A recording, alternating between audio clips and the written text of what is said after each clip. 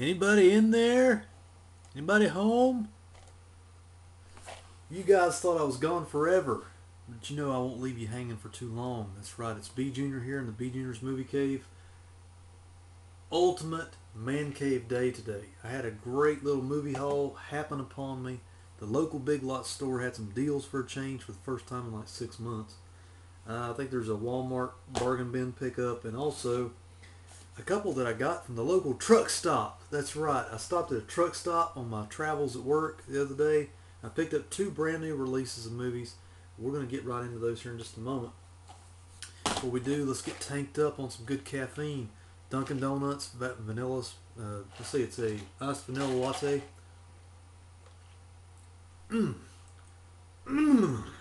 My goodness. Seconded only by a Dunkin Donuts glazed donut. That's right, I'm splurging today, it's alright. I'm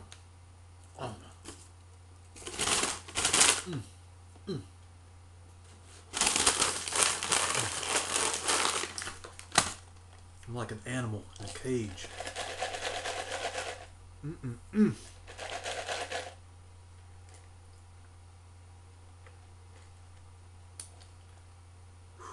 Hyper buzz. Alright guys, let's dive right in. What I have for you today is standard def. I have no high def available for you today in an update. Sorry if that's your thing. You don't want to see the standard def goodness, go crawl under a rock and come back later. What I've got today, this was a Amazon pickup. I think it's the only Amazon pickup.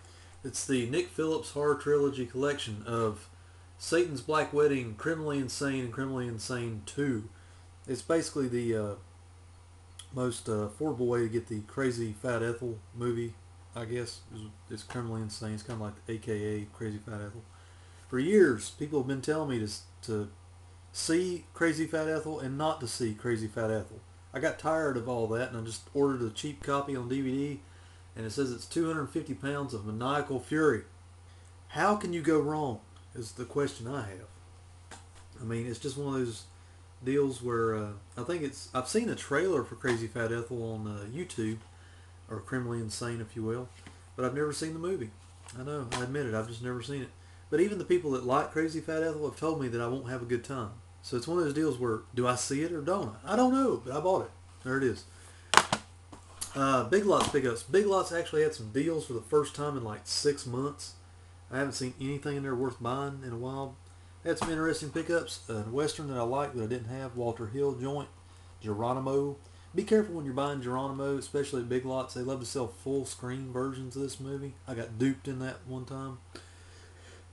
Go for the one that's got the Most Wanted Westerns moniker at the top here. You will get an anamorphic widescreen transfer with 5:1 Dolby Digital sound on it. I don't think there's a lot in the way of special features behind the scenes, but good Western, good Walter Hill theme there. It's an interesting movie, Jack Nicholson, The Border. I saw this on cable decades ago. I've always wanted to revisit it. I remember it being an interesting movie. I mean, just kind of different, not the norm for Jack Nicholson. So I thought I'd pick it up. He's like a border patrol agent. Here's a classic, guys. Classic high school stuff. 3 O'Clock High. It's one of those high school reunion collections about the main character that bumps into Buddy Revell. I remember Buddy Revell's name. I don't remember his name. His name is Jerry or something like that. I think this is I don't think it's a John Hughes joint. He might have produced it. I'm unsure. It's like in the vein of John Hughes movies. I don't think John Hughes had anything to do with this one, but I could be wrong. Anyway, 3 O'Clock High. Love this film. It's just one of those 80s classics. You got to have it. Stallone film that I've never seen. Paradise Alley. I think it has to do about wrestling promotions or something like that. It's got Armand Assante in it as well, and Terry Funk, and it's an Edward Pressman production from years ago. It's like one of his first. I think it's like one of Stallone's first directorial efforts, post Rocky, I think. I'm really unsure when this one came out, but I know it was definitely had to be in the 70s. So anyway, check that out. Stallone hamming it up there. Gotta check that out. This is an awesome documentary. I've seen this on where did I see this? On Netflix one time, and it was $1.88 at Big Lots. It's Roman Polanski, Wanted and Desired. You know, you hear all those stories about Roman Polanski year after year and his notorious affair with a minor and or having intercourse with a minor or whatever it was. I can't remember.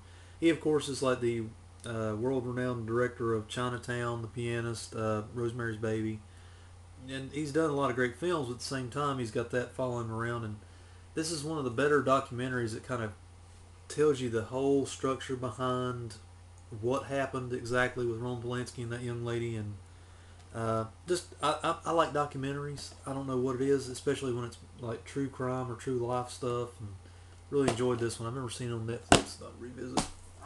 Guilty Pleasure, $1.88. Van Wilder, The Rise of Taj. I heard this one's absolute crap, but I bought it anyway because it was dirt cheap and I wanted to laugh. Wally Mart Bargain Bin pickup, $5. Three hilarious movies. Didn't get hurt at all on this one, guys. The Money Pit, The Burbs, and Dragnet. I had nary one in my collection. I had The Burbs on VHS. That was years ago. The Money Pit I've always been a fan of, and Dragnet is just hilariously funny. I remember watching Dragnet a lot when it was on HBO. One of my favorites from the movie Dragnet is whenever they find the evil crooks in the movie. Their acronym is PAGAN. People Against Goodness and Normalcy. I can't even write this stuff. I can't even make this stuff up. It's just awesome. Anyway, triple threat of all in anamorphic widescreen. Got a couple special features scattered throughout the 3 discs, but three hilarious movies. So it says, $5. Pick those up. This was an overseas purchase. It finally came in. It is, and I watched it the other day in its entirety and all of its special features. It is the Arrow Video Edition of Street Trash. That's right. The immortal classic, if you will. Street Trash. One cannot even begin to tell you what Street Trash is about until I do a review on it. I'm going to do a review on this one, I promise, because I absolutely want to tell you about the Arrow edition. Blue Underground, or I think it's Synapse, has a 2-discer real good edition of this one too. So, but I love my Arrow videos. I haven't bought one of these in a long, long time. So I want to do a more in-depth review on that whenever I get a chance.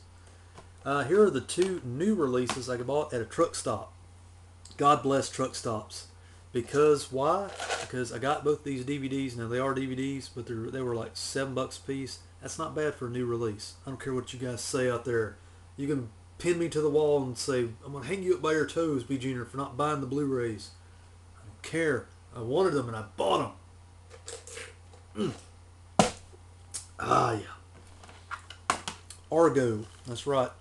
I think this is the Best Picture winner from this past year or something of that nature. I didn't watch this first year in a long time. I didn't watch the Oscars. But anyway, it's got a couple of special features, behind the scenes kind of deal, recollections of the real people behind the hostage crisis this covers. Watched this the other day. Absolutely love this film. If you like kind of intense spy thrillers with a, kind of like a Spielberg-esque spy thriller kind of movies, that kind of deal, you'll like Argo. Argo was pretty good. My wife didn't like it, but I liked it. It was more boy stuff than girly stuff. I'll just say it that way. Hitchcock, probably my favorite in the whole entire haul. I gotta be honest, guys, this one should have been the Best Picture winner or whatever. I was really surprised by this film. I didn't think I was gonna like it. It's only I think a little over 90 minutes long, and I was expecting it to be like one of those big epic biopic movies or whatever. I really, really enjoyed this film, hands down. I don't know what everybody else thinks about it, but I think Anthony Hopkins and Helen Mirren should have won some awards. If they didn't, I'm not real sure if they did or not.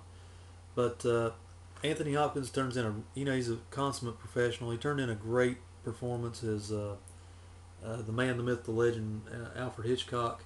The standout, in my opinion, is Helen Mirren as his wife.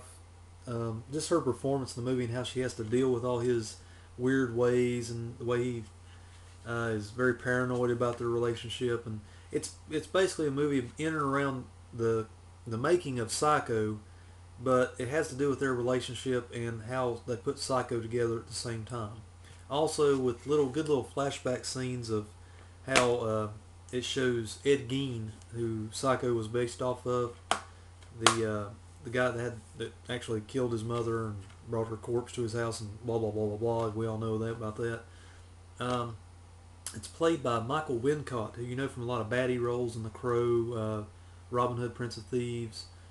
He played the Sheriff of Nottingham in that one. He's been in a ton of stuff. You just have to, if you see him, you'll know him. He's a character actor. He plays a really good part as Ed Gein in this movie. He's kind of shows up in little dream sequences, and Alfred Hitchcock's kind of whenever he's taking a break and it's in his mind and what's going through his head. And I don't know, really had a lot of fun. This is rated PG-13. There's not a whole lot of gore or anything like that. It's not a real full-on horror movie or nothing. It is basically a drama, but it's really interesting, especially if you love horror movies or the movie Psycho. There, I've said enough about Hitchcock. Rock on, dudes. I'll catch you next time. Tune into the Sausage Factory. I haven't done a promotional video. I hope the guys won't shun me out of the Sausage Factory. They're going to be broadcasting live tomorrow night at 8 p.m. Look for The Sausage Factory is the YouTube handle for it. It's just a bunch of dudes sitting around talking about movies or subjects in and around movies. Also, going to head out to the very next day, Friday, to the Mad Monster Party in Charlotte, North Carolina for 3 fun-filled days of horror and pop culture. And you will see wrap up and recap videos shortly thereafter whenever I get back and have had some rest. So, hope you guys have enjoyed. Rock on, and I'll catch you next time. Bye.